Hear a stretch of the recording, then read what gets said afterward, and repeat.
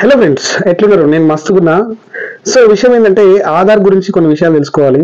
ఏంటంటే చాలా మంది ఇది రెగ్యులేట్ చేసి ఆధార్ను కోల్పోయే ఛాన్సెస్ కూడా ఉంది. కొందరు నాకు తెలిసిన వాళ్ళు కొందరు ఆధార్ కూడా కోల్పోయింది అనమాట. సో అందులో ముఖ్యమైన విషయాలు చూసుకున్నట్టయితే పేరు ఎన్నిసార్లు మారుస్తారంటే 2 times. గుర్తింపు పత్రాలు ఖచ్చితంగా ఉండాలి, 2 times మారుస్తారు. ఇంకోటి ఏంటంటే లింగము అంటే మేలా ఫీమేల్ అనేది 1 time మారుస్తారు.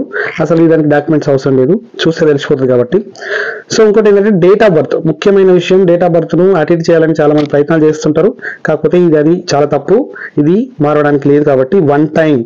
దాన్ని కూడా ఒరిజినల్ డేట్ ఆఫ్ బర్త్ ఇప్పుడు పుట్టే పిల్లలందరికీ డేట్ ఆఫ్ బర్త్ లేకుండా ఉండదు కాబట్టి original date of birth certificate produce చేస్తేనే 1 time అనేది date of birth single time ఎప్పుడైతే రిజిస్టర్ చేస్తారో అప్పటి నుంచే ఉంటుంది అనమాట.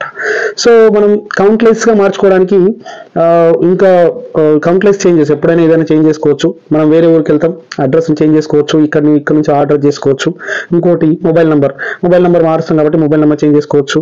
తర్వాత ఈమెయిల్ ఐడి కూడా మార్చే అవకాశం ఉంటుంది కాబట్టి మారే అవకాశం ఉంటుంది, అది కూడా మార్చుకోవచ్చు. ఫోటో కూడా ఎప్పటికప్పుడు మన వయసుకు తగ్గట్టుగా ఫోటో కూడా మార్చుకునే అవకాశం వెసులుబాటు కూడా ఆధార్ కల్పిస్తుంది.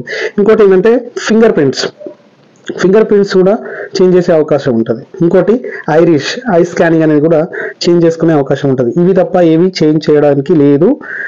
మిగతావన్నీ పేరు, లింగము అయితే డేట్ ఆఫ్ బర్త్ ఇవి చాలా ఇంపార్టెంట్. ఈ విషయాలను తెలుసుకోవాలంటే మళ్ళీ రిపీట్ చేసి చూడండి. కానీ ఆధార్ తీయకుండా చాలా మంది ఉన్నారు. ఆధార్ మాత్రం ఖచ్చితంగా ఆధార్ లేకపోతే ఆధారం లేదు. Okay, signing off.